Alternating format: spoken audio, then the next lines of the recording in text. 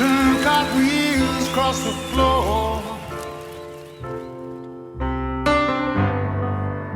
I was feeling kind of seasick.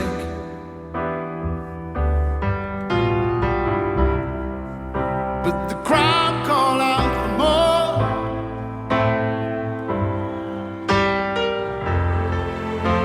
The room was humming harder.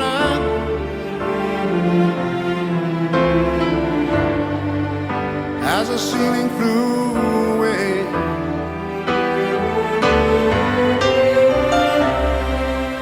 When we called out for another drink, the waiter brought a tray. And so it was that later, as the miller told his tale,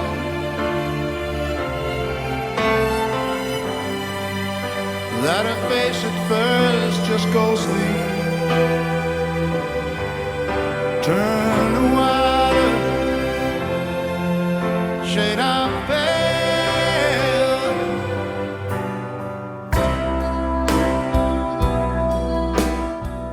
Welcome back to the John Fredericks Show. Right now the time is 9:40.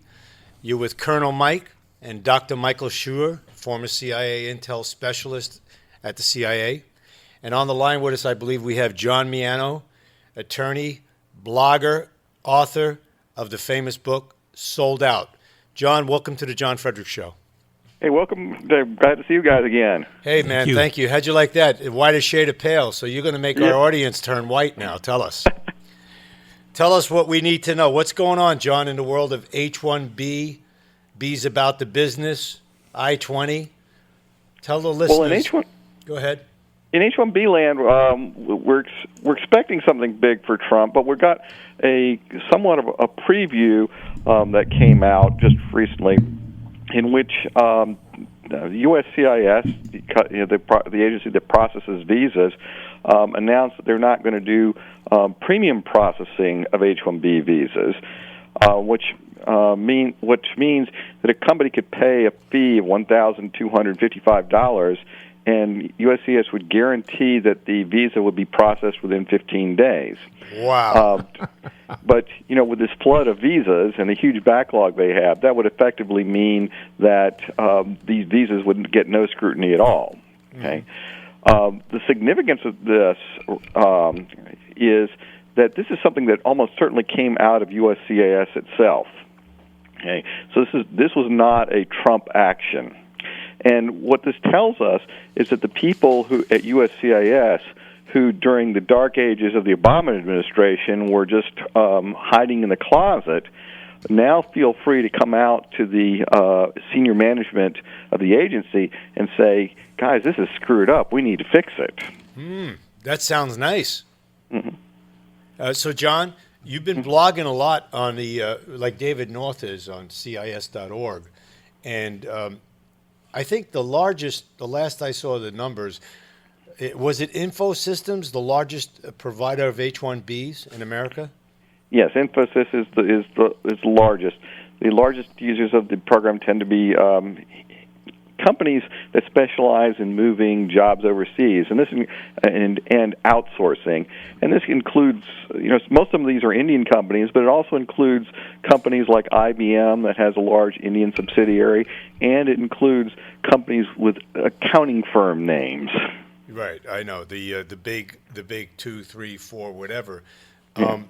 Recently, I read something in regards to, I think it's one of the airplane builders who said that they may be forced to take their operations overseas if they're building some defense equipment for the country of India, and they would bring some IT guys with them. That sounds like Lockheed Martin was yes, talking about moving the F-16 production to India. F-16. This is amazing, right? Job creation, F-16s to India. Yeah. John, on the school side, with the I-20s, as you know, it's been so abused, the H-1B process. tell the listeners a little bit. I know how it works, but tell us. You've written in your book. Tell us how it works when a student just gets here within a week, 2 weeks, 3 weeks, 4 weeks. What kind of a job they're looking at? Okay. Well, what we've done is we've transformed student visas into a guest worker program. Correct. One of the problems that people have to realize is we call it the rise of the administrative state, things that are done by bureaucrats that are not done by Congress. And this has been a constant problem in the immigration system, that the executive branch just does things and that aren't really authorized by the law. Student visas, for example, there's no provision whatsoever for aliens to work on student visas in the United States.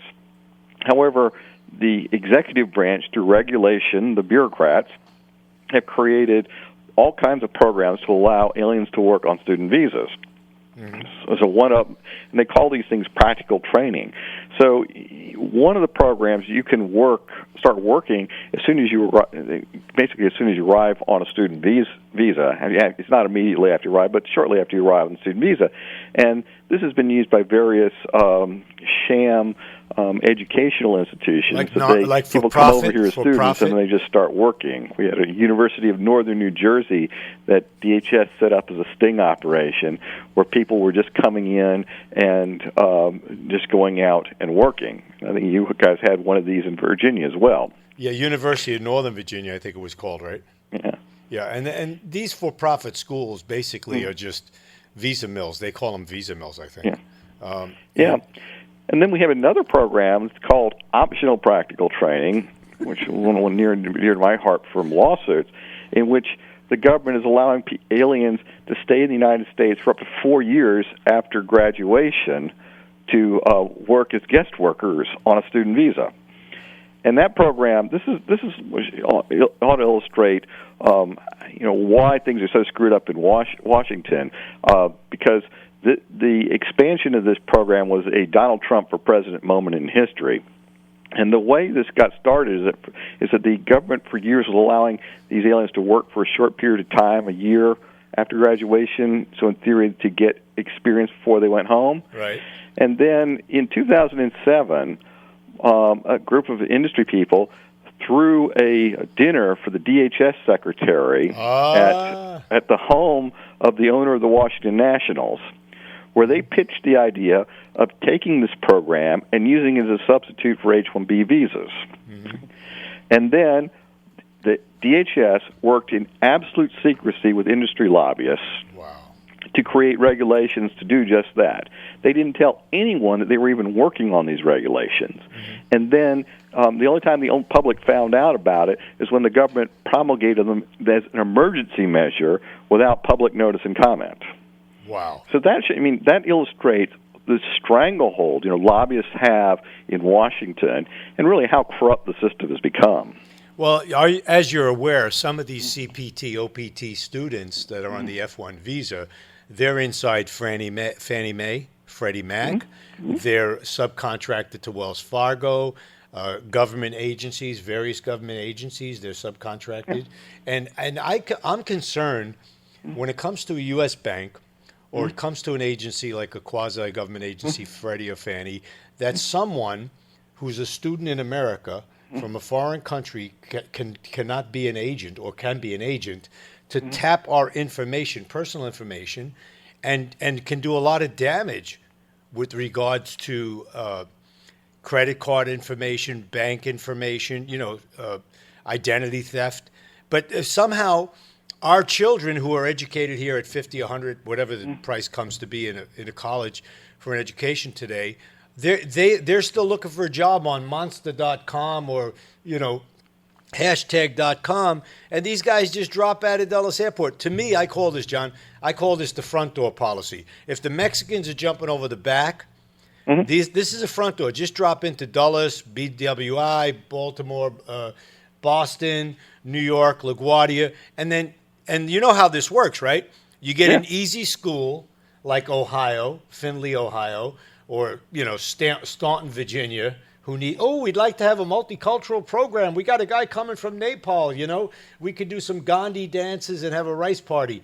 And then all of a sudden, they know by Facebook and social media, who the headhunters are, and they just get up to the Dulles corridor in the Herndon area, and you could probably find 150 of these guys that'll place them in a job for 17 to 25 to 35 an hour.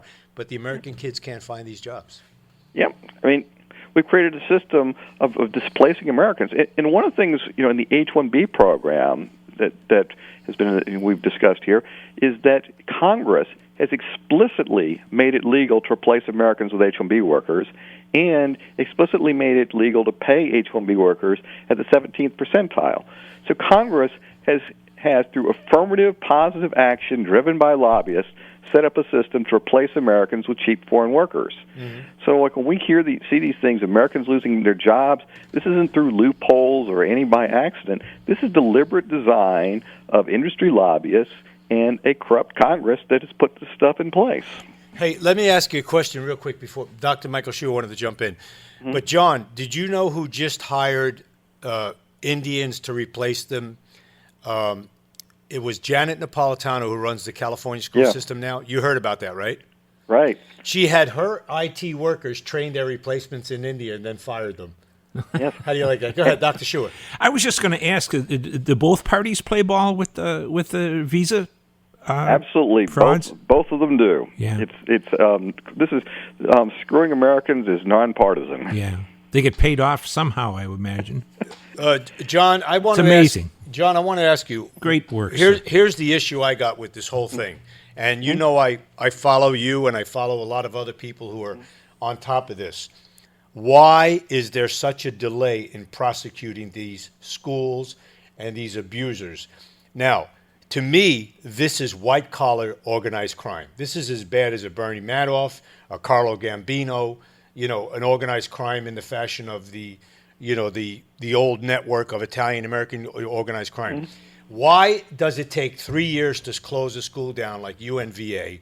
Why do they have all these avenues? You're the attorney. They have all these avenues, John, that they can exhaust this appeal and exhaust that appeal. And people like Chev, higher education, these state authorities have to fight CVIS and have to fight another agency before they can knock these guys out of business. Why is it taking so long? This country doesn't take seriously those type of crimes in general. I mean, the big guy. I mean, a black man stealing a candy bar from a 7-Eleven is more likely to go to jail than one of these white-collar crooks. I was discussing the Ponzi, John, the other day, and the real Ponzi is not a Ponzi. By the way, they should change this. It's an old story. It should be the Madoff. But let's just use the Ponzi. The real Ponzi is not the guy who did the Ponzi, and it's not even the guy who put the money up and got Ponzi'd. The real Ponzi is the U.S. government, because you know what they do. When the Ponzi is caught, they go out and get their old friends who used to be attorney generals or state attorney generals, and they're now in private practice, and then they set it up, and the court says, okay, John, we're going to give you this case of this Ponzi scam. And then you go around and hustle everybody that already got hustled and lost all their money, and then you say, hey, if you got $5 back out of that Ponzi, I want the original $18,000 plus the $5 profit, or I'm going to sue you and put a judgment on you for your life. And then they settle with the criminal, the white-collar criminal, the Ponzi, right? And they settle with him, and they bill out, $200,000 or whatever, and the guy has $21 million in Gibraltar, and he gets away, and everybody's worried about a judgment for 7 years. The Ponzi is run by the United States government, and this is what's happening. I think this is it's a different kind of Ponzi. You know what I mean, John? Yeah. Well, one of the scams that we might have heard of is the EB5 visa, where they have the investment visa, and what the racket has been for connected insiders to set up investment schemes to bring over so that they can essentially sell visas to rich people overseas. Your governor has been pocketing money off of that. The Maxter. So we have all these ways of making money through the immigration system. John, do you think we have any hope in the next couple of months? Are you going to hit the hill, or what are you doing with your network of people and people like you who are following this closely? How are we going to stop this thing from continuing to go on? Well, the time now we have to do it is time to do it is now. We have the momentum.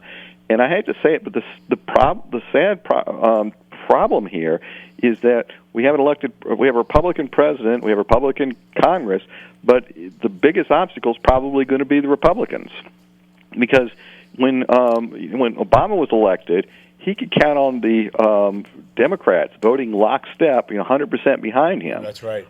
We already have the Republicans undermining President Trump on the immigration issues. John, do you know who Representative Bob Goodlatte is? Yes. He's no friend to you. I hope he enjoyed his trip to India, where he got wined and dined by the Indian government for H1B visas. And I think his practice, if I'm correct, his law practice is immigration, correct? Yes. Yeah. So, yeah, I knew that when I read that. I said, oh, my gosh, here he goes. It's just bribery of another scale. It's like we have a state senator in Virginia who his practice is drunk driving and speeding tickets up in Northern Virginia. And he put a bill in, and he got it passed, where the fines are $1,000 plus, and now a speeding ticket or drunk driving thing can cost you anywhere from $6,000 to $10,000. It's legal. One of the things that's funny is you learn about lawyers is that lawyers in the legal system create work for themselves. Yeah, and they all become delegates or congressmen. I always said, all right, listen, you got to have a few lawyers, you got to have a few accountants. But we have lawyers and accountants on Capitol Hill, and we can't balance a budget with the accountants. And with the lawyers, we can't get a budget. So I say, bring the mailmen, bring the bakery guys, What they do is they write ambiguous laws and convoluted laws, and so that it creates more need for lawyers. Yeah, it's entirely self-sustaining. It's like for example, IRS. if you go back, one of the things I've written about, to prior to the Immigration Act of 1990, immigration law was a niche practice. I think there were only a few hundred immigration lawyers. When the Immigration Act of 1990 was enacted, which created a giant tangle in the immigration system, the number of immigration lawyers has exploded, and it effectively created the business of immigration law. John, what's your website? Do you have a website? CIS.org. Okay, so you're on there permanently. Okay. And yeah. Any new books in the works, or you're sold out as your last one? I'm still sold out as the last one, and I can also tell you that Michelle Malkin has a series, Michelle Malkin Investigates, on Conservative Review Television, where she's going to have a segment on H1B coming up soon. Does she need any guests? I have a file of them, 3x5s. I mean, really, I've been talking about it for years, John. I have a lot of information like you do. And if Frontline ever had the testicles, I would like to do the production, a Frontline production or something like it. You know what I mean? And just follow the money trail and the for-profits and how they get hired and who's hiring them. But I think now, in my opinion, DHS and ICE, they feel loosened up, and I think there are people in DHS, good people, and good people in ICE, who want to see a crackdown on this. They really, their hands been tied for a long, long time. And that's why they set up the University of Northern New Jersey, the fake university. Yeah, I think if people working in USCIS and DHS are feeling like they're coming out of the dark ages now. Right. We're coming down to the last 2 minutes. But the University of Northern New Jersey, that was a great setup.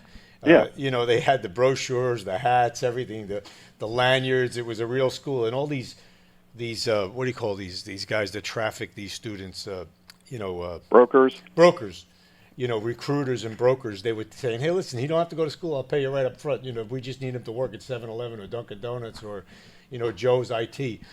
But it's a danger. I was telling Dr. Scheuer, it's a danger because you got identity theft. You got all kinds of problems related with this. You got people, you don't know if they're foreign agents, to be honest with you, and a lot of them are. These kids are here from China and India, and they're foreign agents.